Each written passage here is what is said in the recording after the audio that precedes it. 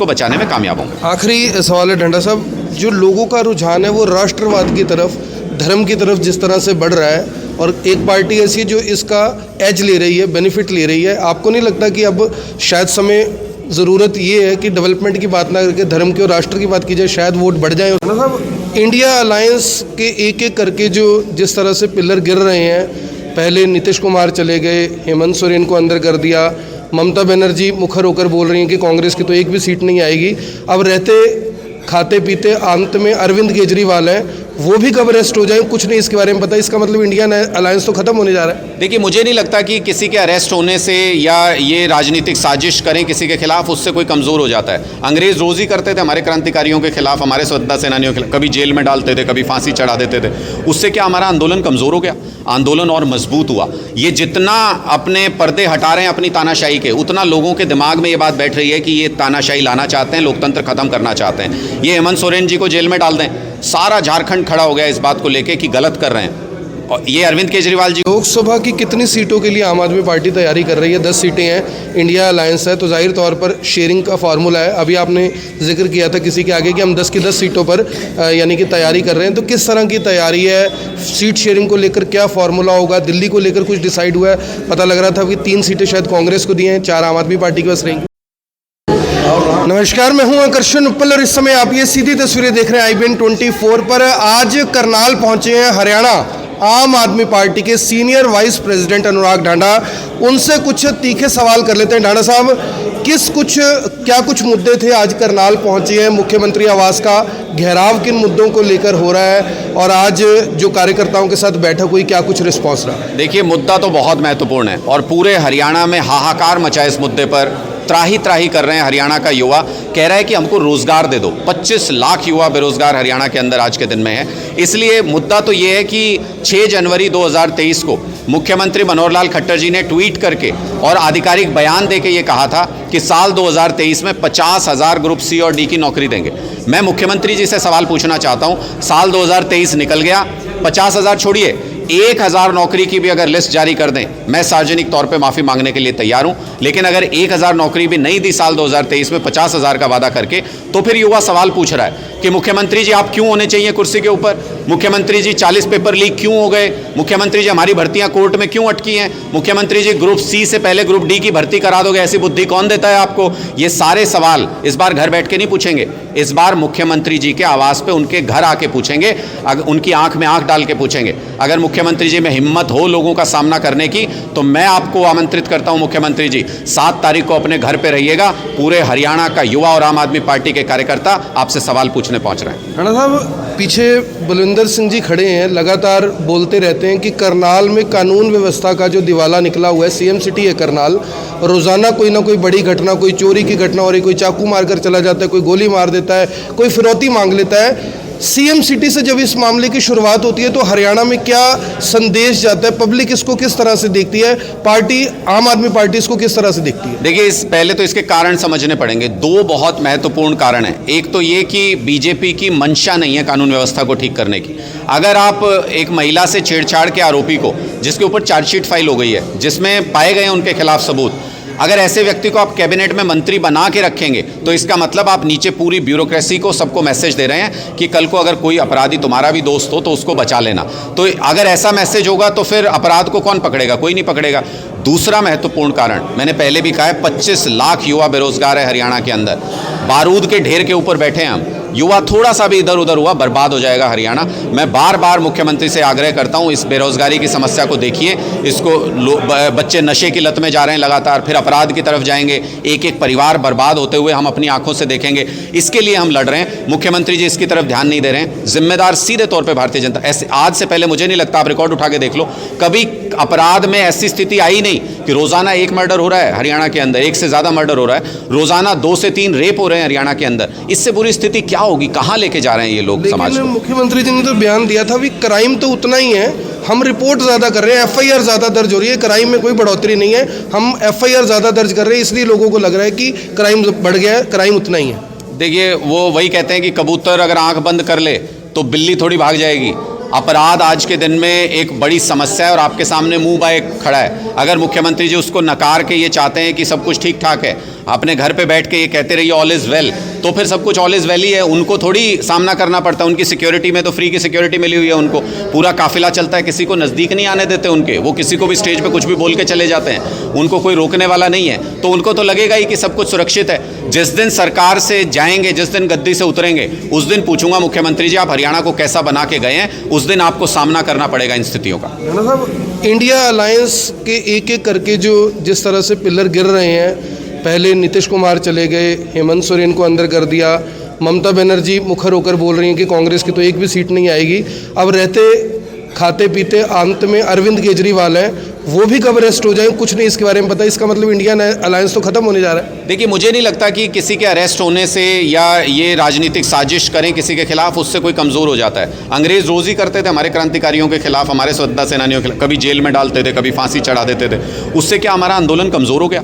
आंदोलन और मजबूत हुआ। ये जितना अपने पर्दे हटा रहे हैं अपनी तानाशाही के, उतना लोगों के दिमाग में ये बात बैठ रही है कि ये तानाशाही लाना चाहते हैं, लोकतंत्र खत्म करना चाहते हैं। ये हेमंत सोरेन जी को जेल में डाल दें, सारा झारखंड खड़ा हो गया इस बात को लेके कि गलत कर रहे हैं। और ये अरविंद केजरीवाल जी को जेल में डालना चाहते हैं, हाथ नहीं लगा पा रहे डर के मारे, पूरा देश खड़ा होगा कि गलत कर रहे हैं। कोई व्यक्ति अगर देश की सेवा कर रहा है उसके साथ गलत कर रहे हैं। मुझे लगता है कि अलग अलग विचारधारा के लोग इंडिया गठबंधन के अंदर हैं और इसलिए साथ आए हैं कि लोकतंत्र बचाना है। लोकतंत्र होगा तभी ये चुनाव होंगे, तभी पार्टियां होंगी, तभी आप और मैं ये चुन पाएंगे कि ये अच्छी है और ये बुरी है, वोट अपना बदल पाएंगे। अगर लोकतंत्र ही नहीं होगा तो चुनाव ही नहीं होगा।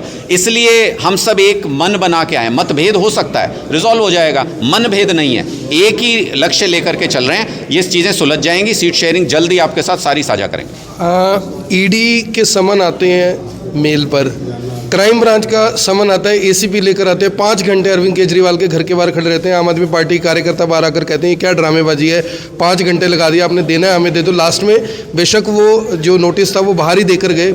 ये क्या लग रहा है आपको, जो मीडिया में सब कुछ चल रहा है, मीडिया जिस तरह से विपक्ष की जो खबरें दिखनी चाहिए वो नहीं दिखती, लेकिन जिन खबरों को जिस तरीके से प्रेजेंट किया जाना चाहिए उनको प्रेजेंट करने का तरीका कुछ और है, किस तरह देख रहे हैं? यानी मीडिया एक उम्मीद है, आप खुद एक पत्रकार रह चुके हैं, किस तरह से देख रहे हैं आज का जो ये सिनेरियो चल रहा है? देखिए, ये सारी चीज़ें देश भी देख रहा है और देश भी समझता है। ऐसा नहीं है कि लोग रोटी नहीं खाते और लोगों को समझ नहीं आता। मीडिया भी जो बोलता है, अगर वो गलत भी बोलता है तो लोग उसको जज करते हैं कि ये गलत बोल रहे हैं और क्यों बोल रहे हैं, उसके कारण समझते हैं। आज के दिन में मीडिया का रोल बहुत नेगेटिव है।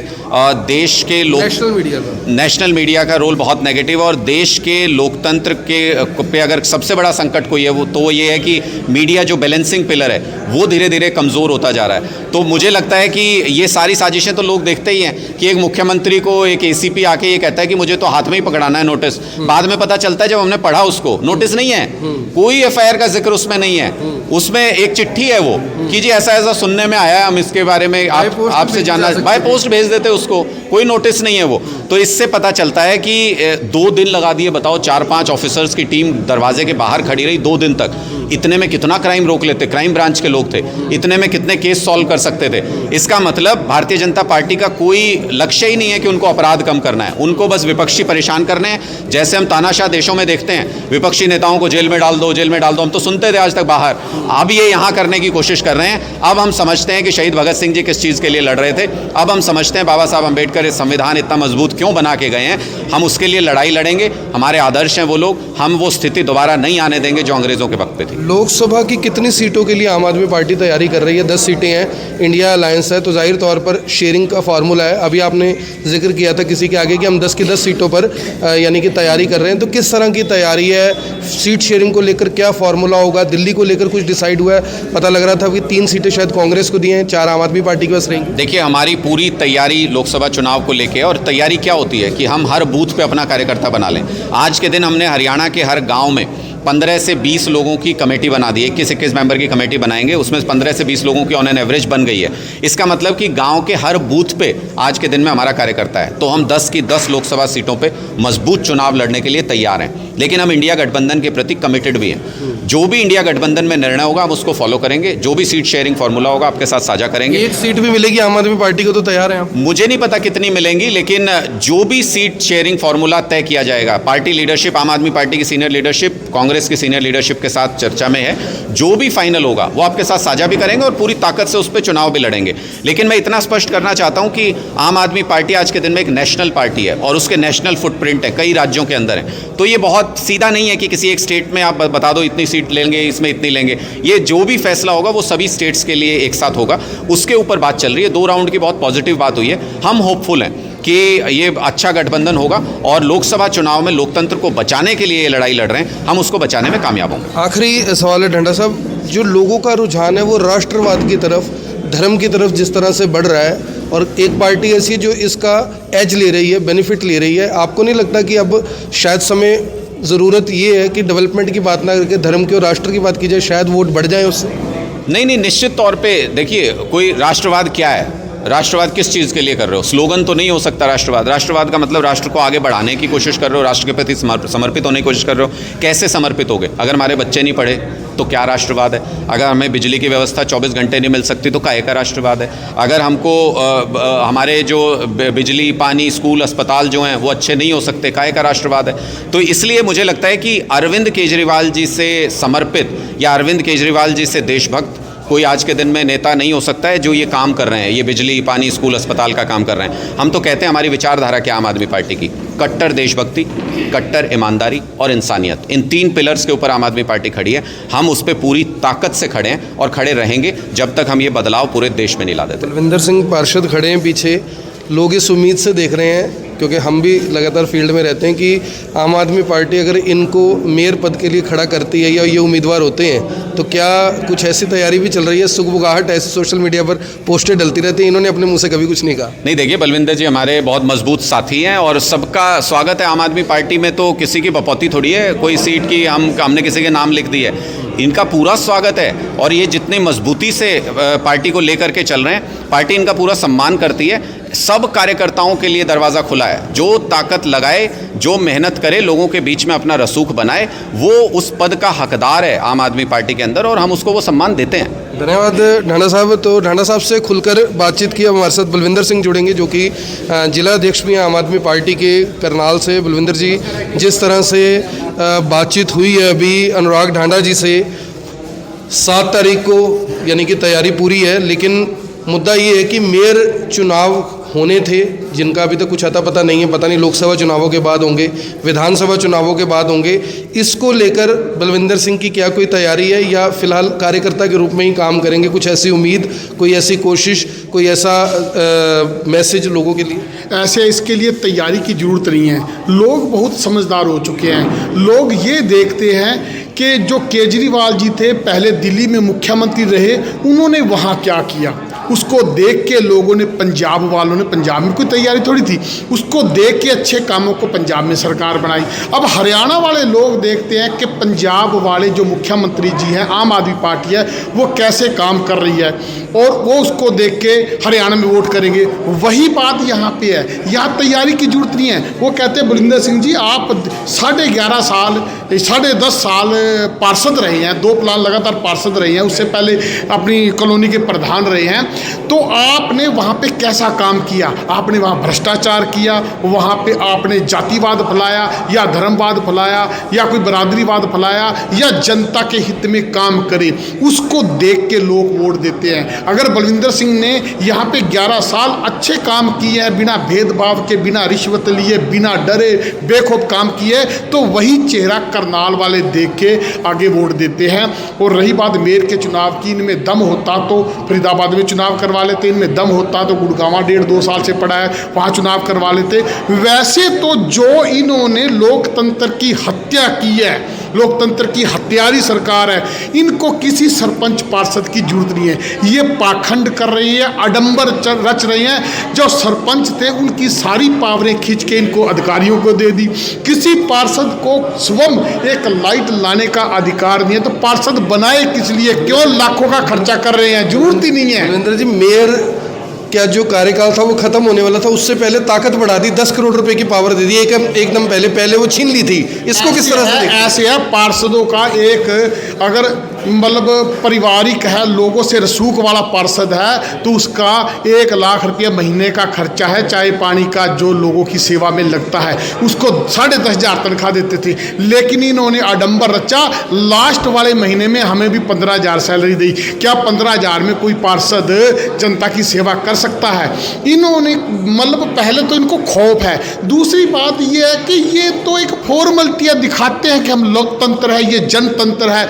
मैं कहता हूँ कि जैसे ये सत्ता पे कब्जा किए हुए हैं, जैसे ये अधिकारी के थ्रू लोगों को लुटवा रहे हैं, अधिकारी भ्रष्ट, कुछ अधिकारियों ने लूट के खा लिया, चाहे वो तहसीलदार थे सारी तहसील को बेच के खा गए, चाहे वो नगर निगम वाले हैं सारे उनको बेच के खा गए। इन्होंने बहुत काम करे और जो उनसे थोड़े बहुत नेताओं की चलती थी वो अपनी प्रॉपर्टी बेचने में लगे हुए हैं। आखिरी सवाल है बलविंदर जी, जो चंडीगढ़ में मैं तो इसको वारदात कहूँगा जो मेयर चुनाव में हुई है, यानी पॉलिटिकल वारदात है ये, इसको किस तरह से देखते हैं? कल को मान लो आपने चुनाव लड़ लिया, आप जीत भी गए, तो इसका मतलब तो कहानी सेकंडों की है। ऐसे है, धर्म और जाति की इनकी दुकान बहुत अच्छी चल रही है, सबको पता है, लोगों को बेवकूफ़ समझ रहे हैं, लोगों के आगे धर्म की पट्टी बांध के, जाति की पट्टी बांध के लोगों को बेवकूफ़ मानते हैं। सारी दुनिया ने देखा कि एक साइन नीचे कर रहे, एक साइन ऊपर कर रहे हैं। उसके बावजूद मैं कहता हूँ कि यहाँ के जितने भी योग्य पत्रकार थे जो सवाल करते थे उनको इन्होंने जेल में डाला 6-6 महीने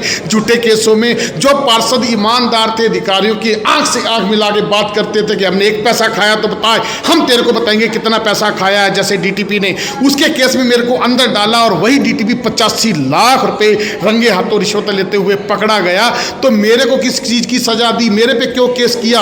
और जिस केस में आकर्षण ऊपर को जिस तहसीलदार ने यहाँ फंसाया, देखना 2, 4, 6 महीने में वो भी इतने पैसे लेते हुए पकड़ी जाएगी, क्योंकि उसने भी आतंक मचा रखा है। हमें भी पता है, जनता को भी पता है कैसे लोगों को गुमराह करेंगे, तो फिर क्या करेंगे जिन पत्रकारों को 6-6 महीने अंदर रखा है। धन्यवाद बलविंदर जी। तो फिलहाल बात पॉलिटिकल टेररिज्म की हो रही है, जो भ्रष्टाचार है, भ्रष्टाचार की आतंक की हो रही है, लेकिन देखना होगा कि इस आतंक का सफाया आखिर कौन करेगा, या फिर लोग एक बार फिर से बीजेपी को ये कहकर मौका देंगे कि देश को, धर्म को इनसे ज़्यादा बेहतर कोई नहीं संभाल सकता, इनसे ज़्यादा बेहतर कोई नहीं बचा सकता। आप देख रहे हैं IPN24, मैं हूँ आकर्षण उपल करनाल से, आप सभी के साथ लाइव। धन्यवाद।